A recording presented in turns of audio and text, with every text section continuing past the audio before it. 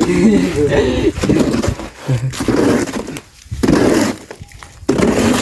ันเหนียววัดว่าถวยทองพอดีป่ะเดี๋ยวรอดเหนียววัดมาขักได้ปุ่นแตกมันแตกมันหมักแตกเป็นเหนียวตื่นซ้ายอีกใช้อีกนิดนึงเนาะ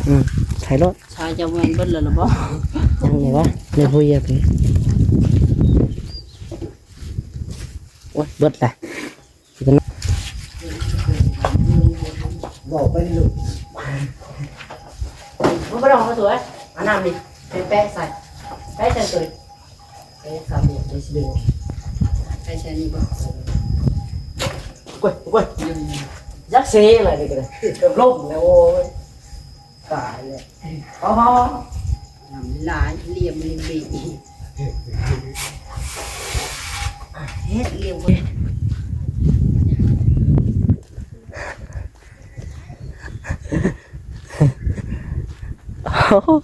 ล็อกประตูแล้วพี่น้องเนี่ยบ่อยู่น้อยกระเจวักใจเลยน่ะขึ้นครัวเพิ่นแต่จะแน่มึงนี่แหละเฮาพี่น้องเลยเรียบร้อยโอ้ยล็อกเคลื่อนเพิ่นบ่อยู่พี่น้อง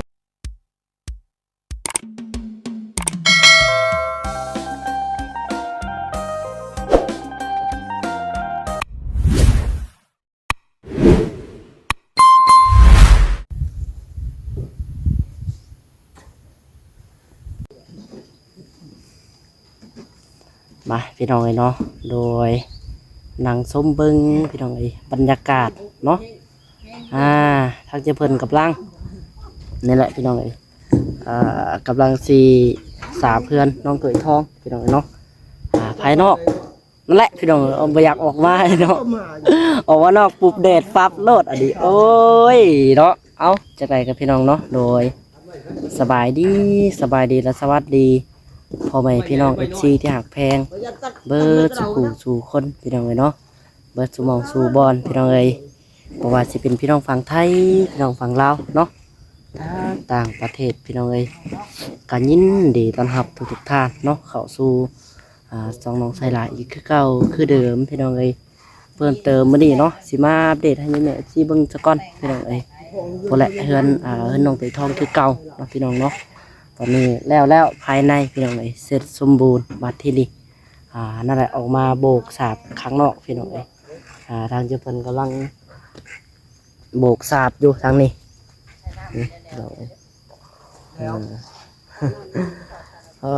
ตัวเอาจากใดกับพี่น้องเนาะโดยเดี๋ยวไปหับเบิ้งหับส้มน้ำกันพี่น้องเลยในระหว่างการเรียกนี่แหละน้องด่าก็ได้เนาะจากใดก็ฝากFCเนาะจะเผาเบื่อจะเผา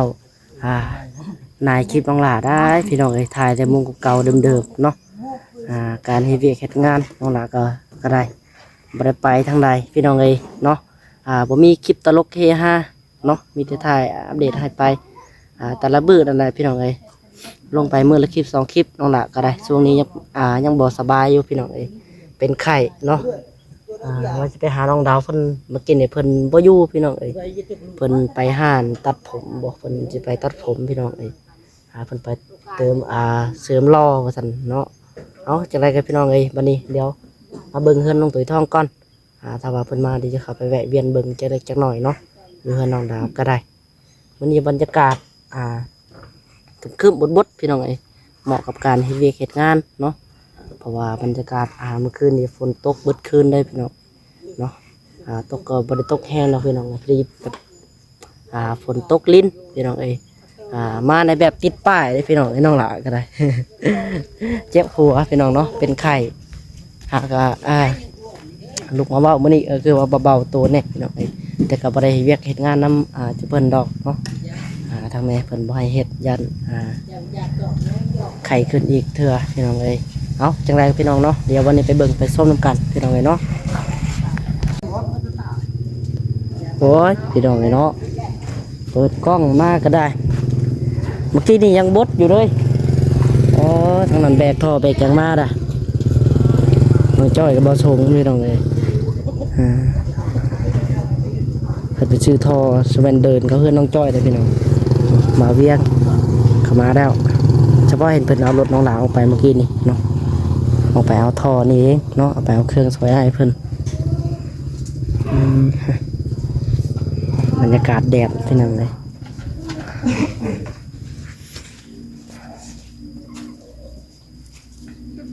ไปจังใดก็เดี๋ยวไปเบิ่งน้ำกันพี่น้องเลยตากแดดก่อนท้องด่ากันเลยเพื่ออีกสีเนาะเพื่อคนชมแต่ตัวเองนี่แหละพี่น้องเลยจักชีไว้ทำใด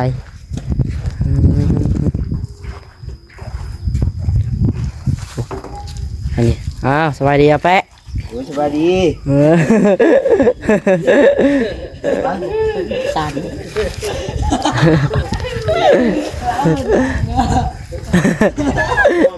เราเชื่อแปะได้ บ่ชื่อกายยังกลัวสิ โอ้ยยังไอ้สิตานบ่เอาเนาะทักทายเล่นซื่อกำลังสับภายนอกพี่น้องเลยวัดก็ได้ ยัง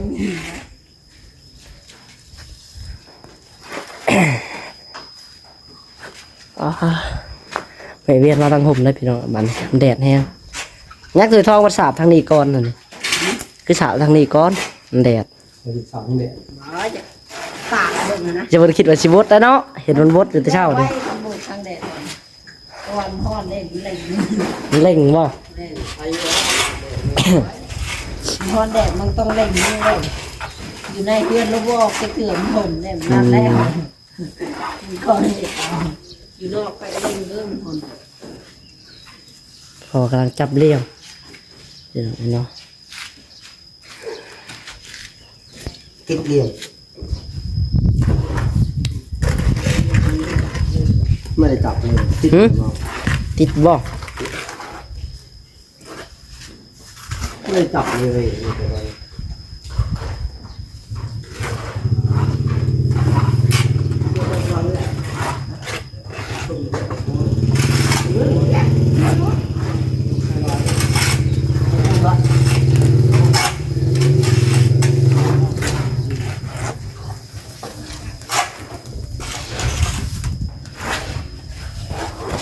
ต่อ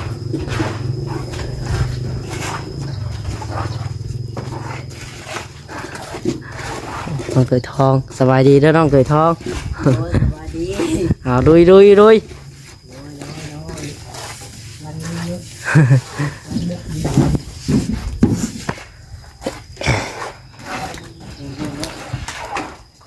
จะได้ทางชิตานแดดบ่ฮะแดดแห้งบ่ แดดแห้งดีไรเดี๋ยวไปเนาะต่อ สบายดีสบาย เอาลุยใช่หัวหน้าจังวันใดมาเปล่ามันนี่ คุณอาพอเห็นมากเลย ไม่มาโชว์มือแล้วเนาะ 2 3 นอนลืมตื่นแล้วหัวหน้าเขานี่ คุณอา โอ้ยสิเราเลยช่างพูดเลยไปดาวบาทนี่ ป้าน้องลูกเล่นเดียวแล้ว โอ้ยหัวหน้านี่เนาะ ไว้แล้ว หายโตไปแล้วพี่น้องเลย ที่ห้องหน้าเด้ เวนชอกมือไร2 มือ 3 มือเวนเพิ่น รถคนเป็นยังไงเนาะเห็นมากเลย จักอยู่ใส่พี่น้องจะว่าอยู่สวนมึกจักเนาะ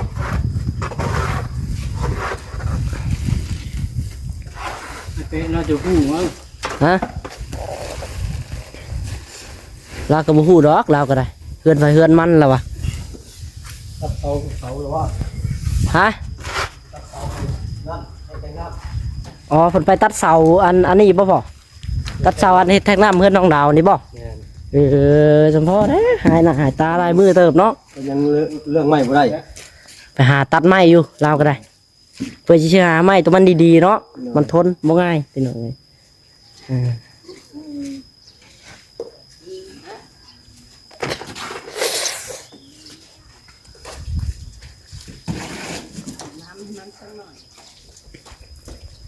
เอ้ย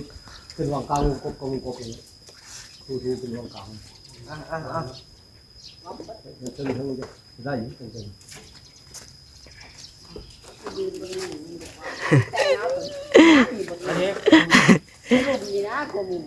ไปเลยเนาะหาวังห่มแล้วน้องหละก็ได้โอ้ย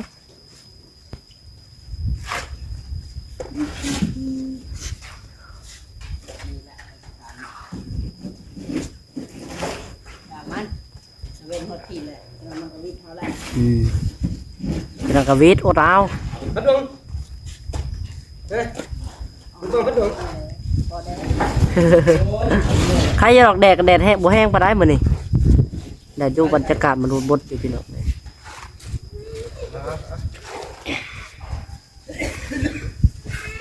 เอาไปเอา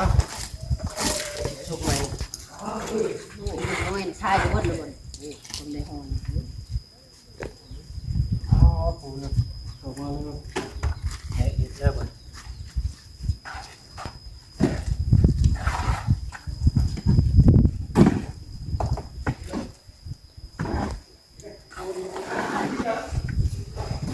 เดี๋ยวมาเลาะเบิ่งทดสอบเบิ่งข้างในก่อนพี่น้องเลยเนาะแล้วเช็ดบ่อตัวทองข้างในสมบูรณ์บ่หรือว่าบ่สมบูรณ์ มันสมบูรณ์ได้ บ่สมบูรณ์บ่ได้ นี่บอนี่แขก มันแตกบ่ ไม่ทำแก่ เออ แต่ลายไปแล้วเล่นนี่เนาะ เรียบร้อย เล่น บ่เห็นดอกกล้องก็ครับว่าบ่เข้าใกล้อะไรรอเนาะอันนี้ แต่มันเดียวแล้ว อย่ามัน มันจะแก่อยู่เพราะว่ามันบ่เห็นมันหนาเลย หนาแห้งได้ผ่าตัวนี้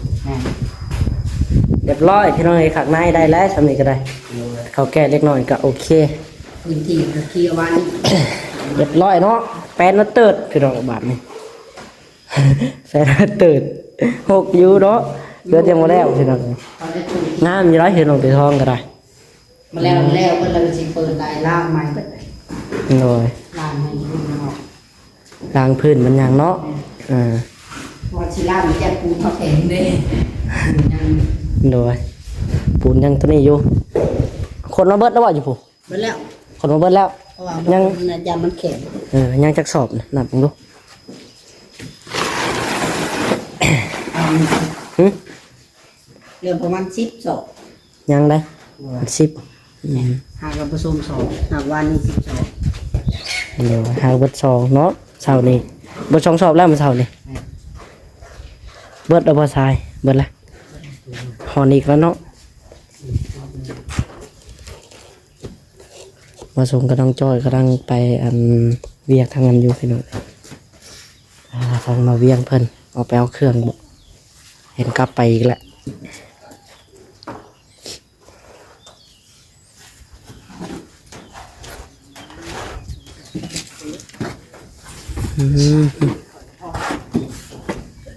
โอ้โธ่ยังบ่ง่ายได้สิตาเนี่ยยังลุกแห้งอะดีรอเนาะตื่นมาดีรอได้สิตาได้จังได้หนาได้ผ่าน ชอบอะไรแล้ว ที่แถวเจ้าอ้อยบ่ฮดน้ำกระยาตื่มหลายอยู่เป็นเส้น2เส้นผู้3เส้นผู้แถวๆนั้นน่ะหนาแห้งเลยได้พี่น้องซ้ำเหลี่ยมแบบแปะรถตะขาบกับวงกบนะยังเป็นเท่าไรเลย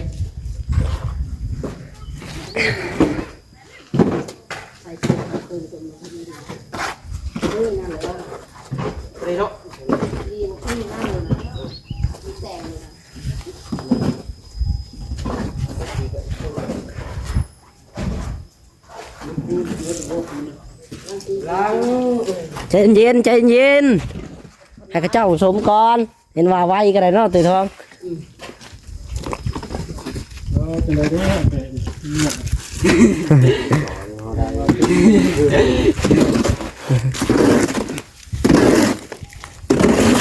วันเหนียวพอดว่าตื่นทองพอดีป่ะ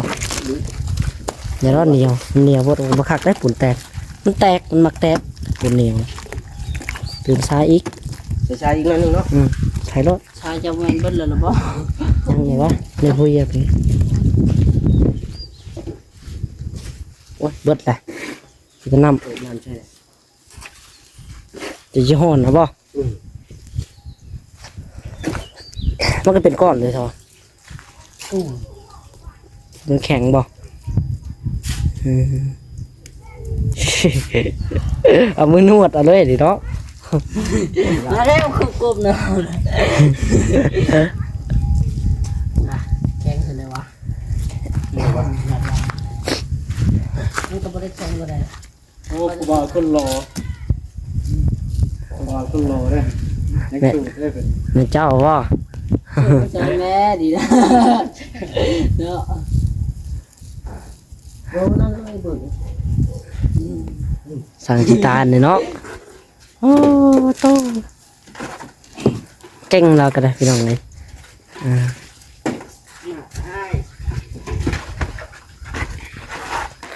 คนหาผลงานแต่โดนเลยให้ไฟมาเบิ่งกับไฟก็ว่าเอ้ยอายกล้องพี่น้องเลยเนาะ ให้ไฟมาเบิ่งงานก็ได้จิตานเลยฉากดำบ้านเดี๋ยวเอ้ยยอมเลยดังนี้ ก็ ฮะ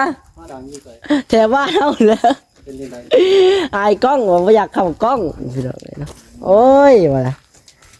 นั่นแหละมันยังอันเหตุงานนั้นอันค่อยมาได้นะ ตายกล้องบ่ เเพิ่นบ่อยากเข้ากล้องเลยสร้างงานแถวบ้านนี่แหละฮะ เป็นสร้างก็ย่างกล้อง แจ็คธรรมดาครับโปรโมทให้เพิ่นตัวเองให้ได้งานหลายแล้วเนาะอันนี้ละแบบคือว่าละจิตภัยใจมันพี่น้องบางคนมันก็ว่าอายกล้องเข้ามาเห็นงานนี่ถ่ายให้คนเห็นทั่วโลกอายว่าตัวเองเป็นอาชีพนั่นนี่เนาะที่แท้จริงมันก็สำหรับเฮาแหละบ่เป็นตาอายดอกพี่น้องเฮาก็หาสมเฮาบ่มีเนาะว่าสิดานเฮาแห้งมากเฮาเนาะเฮาก็หาสมเฮาบ่มีพี่น้องเอ้ยเฮาเฮ็ดอะไรเฮาก็บ่สนขอแค่ได้เงินคือกันเนาะเฮ็ดอะไรก็ได้หาเงินหาค่ำคือกันพี่น้องเอ้ย สีไผ่สีมัน คือว่าเนาะคือไว้กลางวันพี่น้องจิตภัยใจมันก็ต้องหนาว่าน่ะ นี่ก็อายบ่อายกล้องบ่ อ้ายคือหยังถ่ายเลย อายละ เราก็เคยเข้ากล้องอยู่ว่า เคยแล้วกินหลังใส่บ่แม่นบ่ ปีกายนี่เด้อย่าเข้ากล้องกันตลอดไปกันอยู่บ้านดมแงวเด้ แล้วอะ ดีไปดิดีนวดเลยทีนี้ดีนวดกระทักด้วยมาดูนวดนวด ที่นั้นได้อายแป๊ะมาซอย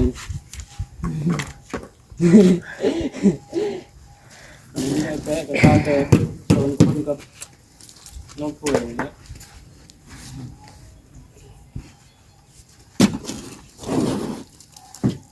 เอาพุ่งตักเลย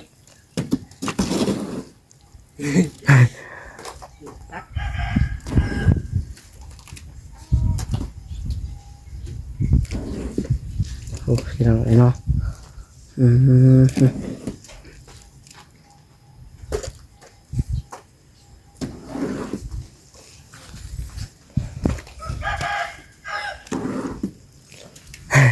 แน่นอนคือทอง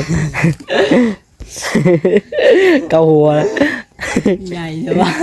ฮะผาบ่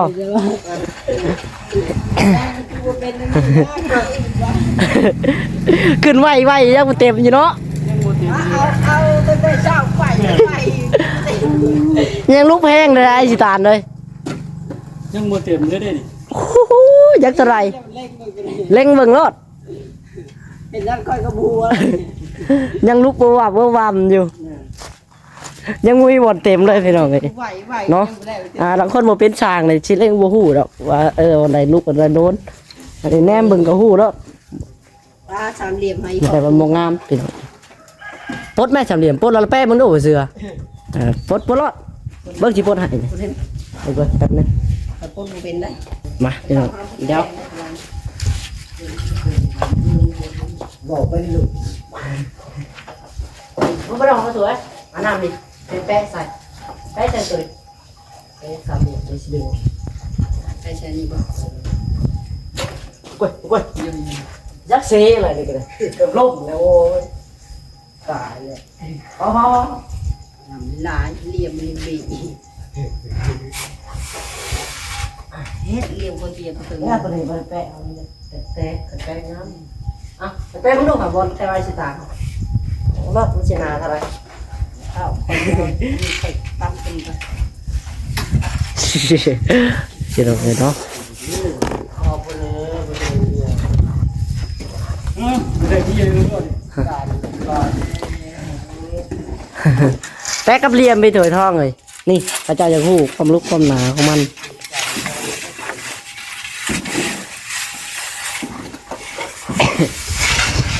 โอ้ยเดี๋ยวทำไมเนาะ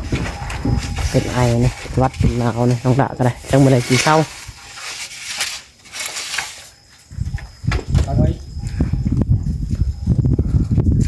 พูดไปเลย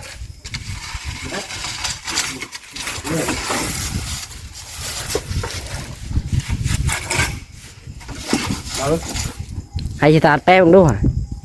เออ ลูกนะครับได้สิตาดยังรูปอยู่บ่ ยังบ่ได้ง่ายเนาะ แม่บนอยู่บนกู เจ้าบ่ได้ปาดดอกก็เจ้าบ่ท่าใส่ฟูยังหนายังเยอะ ยังเป็นเส้น2เส้นเลย พูดโทษอย่างนั้นต้องอยู่ว่าแล้วพูดโทษ บอกเลยยังให้ลุกยังให้ชัวร์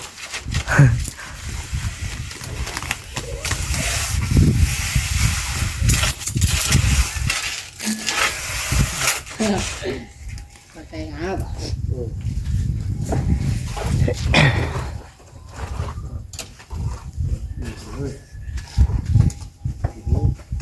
ไปโอเคครับพี่น้องเลยเดี๋ยวเนาะไปเบิ่งเพื่อนน้องดามก่อนเราแหละเพิ่นก่อนเพิ่นอยู่เฮือนอยู่บ่เนาะเดี๋ยวพาเพิ่นมาแล้วบ่เราตัดผม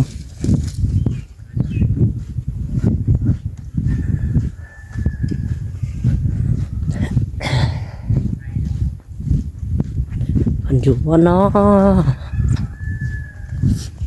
ประตูหัวขาดได้ล่ะเนาะบ่ส่งแท้นั่นนี่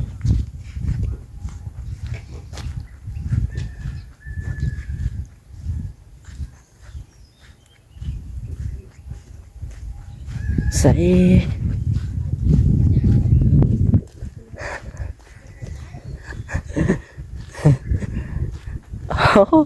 ล็อกประตูละพี่น้องเนี่ยบ่อยู่น้อยกระเจวักใจเลยหนาขึ้นครัวเพิ่นแต่แน่เบิ่งนี่แหละเฮาพี่น้องเลย เรียบร้อยโอ้ยล็อกเคลื่อนเพิ่นบ่อยู่พี่น้องเลยเอาโอเคสนะพี่น้องเนาะสำหรับคลิปนี้ก็ได้สิขอตัวลาไปก่อนเด้อพี่น้องเด้อไปพบพ่อกันคลิปต่อไปพี่น้องเอ้ยสำหรับคลิปนี้ก็จะขอกล่าวคำว่าสบายดีพี่น้องบ๊ายบาย